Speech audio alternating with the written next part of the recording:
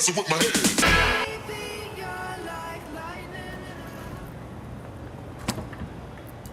Welcome to Don't Step in the Hairdo. We're on a rooftop in Brooklyn, and today we're going to talk about hair extensions. In a little while, you'll see Nick Gorleski, one of the hottest hairdressers at B Street, demonstrate the service, actually putting some hair extensions on someone's hair. But before that, let's talk about the not fun part, the numbers.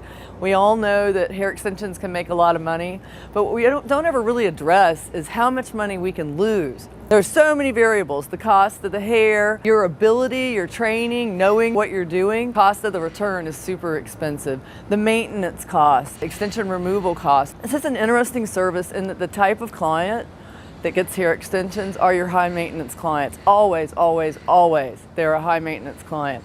Oftentimes they can be cray-cray. You know, at B Street we rate our clients in just crazy, cray-cray, and then Martian crazy. So extension clients can sometimes be cray-cray with their maintenance needs, and they're high maintenance clients. They spend so much money on their hair, they deserve perfection, and they expect it. So when you start doing this service, I would suggest that you take as many classes as you can and you practice, practice, practice. Practice on your friends, practice on your damn dog, but don't practice on the paying client, because if it doesn't work, she's coming back and you've lost all your money. So, and if you're going to practice on your client, then make sure you give them B Street's card, because we'll be happy to fix the mess. Okay, stop for a second. Okay, I'm going to tell you a true story about some hair extensions, about a client that came into the salon. She's a brand new client. She'd had a problem with her extensions with another salon, not to be named. Didn't like her extensions, was having problems with them, and wanted to come in and see if we could help her. So she made an appointment with Nick. When she came in, Nick came to me and he said, "Oh my God, you're gonna have to help me." So my day was finished. I was actually getting ready to go home. So I went over and looked at her. Someone had epoxied hair extensions in this woman's hair. Epoxy glue is the kind of glue that carpenters use and that sort of thing. It doesn't go away. We used mineral spirits. We tried gasoline. We tried picking it out.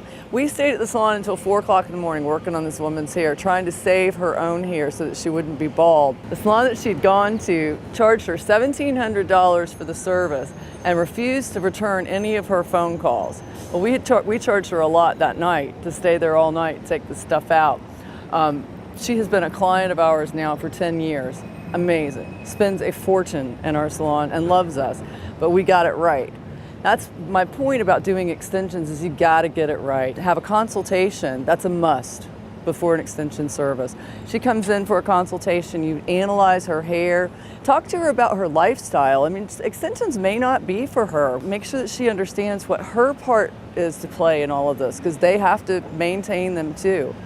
Make her understand the cost of it beforehand.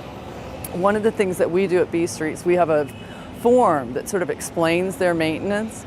We tell them, we talk to them about it, and then they look at this form, they read it, and they sign it. So they know before they go, before they make their appointment, exactly what it all entails.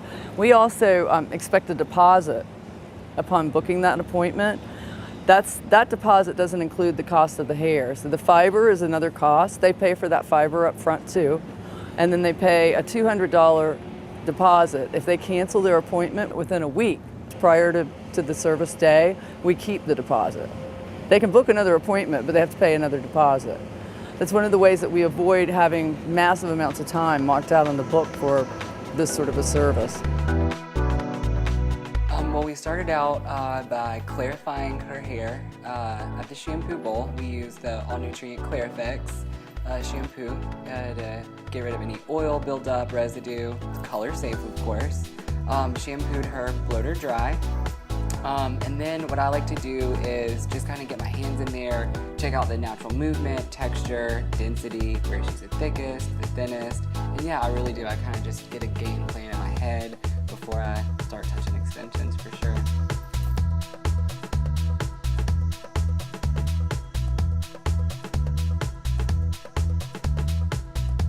I noticed on your workstation you have 3 color choices of hair fiber, as well as 2 different types of extensions prepped and ready to go. So yeah, we'll start with the tape-in extensions. There are two main colors, a highlight low light color, as well as a platinum blonde shade. The highlight low light color helps blend her natural ombre, different dimensions in her hair, and the platinum blonde, there are actually two shades. There was only like a half a shade different. One had a little bit more yellow and one had a little bit more beige, just because she has a multitude of dimension in her natural hair, just to give it some nice reflection. And I like to use the tape-in extensions wherever her hair is the bulkiest. So below the occipital bone where it's naturally thicker. So we start by building a base with those guys, and then the individual hair extensions, there are two different colors, and I like to use those wherever the hair is finer, has a little bit more movement, and it'll help create a more natural flowing effect, whereas the tape-in extensions are a little bit heavier and don't have quite as much movement. And the individuals are great for hairline, for the simple fact that it's easier to pull up. So they're just softer and more natural. Definitely so. But they would be more of a burden to put in. Tons of them in the nape area where you don't really need that fine texture. So you're using, that's really smart. So you really think about this. Yes. Before you're ordering your fiber, and so you have a plan going into it when you're making your order. Definitely. So we sit and we play with different fibers, different swatches. We look at different choices that we can order, and really play and mix and mold shades together of the swatches that we have before we order. Because if you order the wrong color, there's going to be a bridge line where it's just not going to flow properly, really. Well, it sounds like, I mean, you really customize your fiber placement, your fiber order to fit your client. What are other things that you do to customize the extensions? Okay, so with the individuals, I completely wipe out a little fraction right off the top, and then after that, horizontally, I go in and either cut it into 2s or 3s. Because you think they might be a little bulky. So they might be a little bulky. Okay. Yeah, because if you use a whole hair extension in the individual form, I find that they look a little wormy. They don't have flow to it. They have movement, but it's like a tube that runs all the way down. Yeah. Sectioning is so important. For the first factor is the health of the hair. You don't want your client to go home and try to brush her hair and strands be crossed, because you're gonna lose a strand or two. So clean parting is very important for the health of the hair, the wear of the hair extension, the longevity. And then you want your client to be able to wear her hair extensions for a really long time, and if you damage scalp follicles, she won't be able to. Gotcha. So in your application, you've started in the center of the back. Do you always start there? I always start in the nape, right below the occipital bone. I always start there and build weight, because that is where 90% of people hold most of the volume of their hair. So you really need to pack it in there to make sure they get that full, dense look, and you don't end up with stringy hair extensions that don't look natural. Okay, and you're using horizontal partings. Horizontal partings, always. You never want to tilt too much with tape-in adhesive hair extension, because it is a larger hair extension, and if you put it at a diagonal at all, it could put tension on the opposing side, causing hair loss, snagging, pulling, not being able to put your hair up, and just uncomfortable. I see you taking the hair extension or the tape method extension and checking it against the hair before you expose the sticky side of the tape. What are you doing there? I'm measuring. I always like to have, even with the whole game plan for each section, I come up with a plan, because once it's stuck, you can't take it back off, you'll lose stickiness. So I try my hardest to create a plan for each horizontal section, and keep it far enough from the hairline that the client could possibly still pull her hair up, but keeping it far out enough that it looks natural. She doesn't have any blunt edges exposed in her natural haircut. While I'm doing the hair extensions, after I put the first tape on and lifted, I want to make sure that it's a soft edge up against the scalp, and I'm not forcing it. because it's going to be too much tension and cause hair loss, extensions to stick out and poke. You want to make sure that lays flush against the scalp. So I choose to use the single strand method near hairlines because it has more movement to the hair. They're not quite as heavy, so it's a little bit more gentle on the scalp. It allows the clients a little bit more versatility with their part lines, being able to pull their hair back, being able to slick it back. They go a little bit more unnoticed.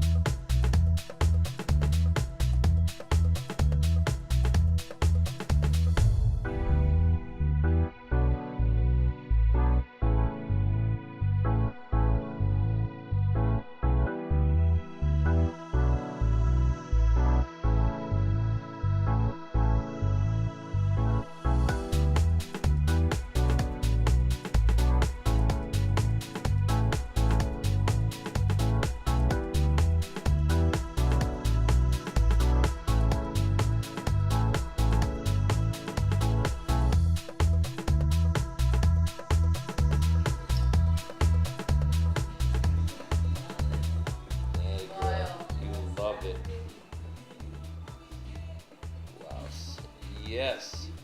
I always wanted to do that. I know.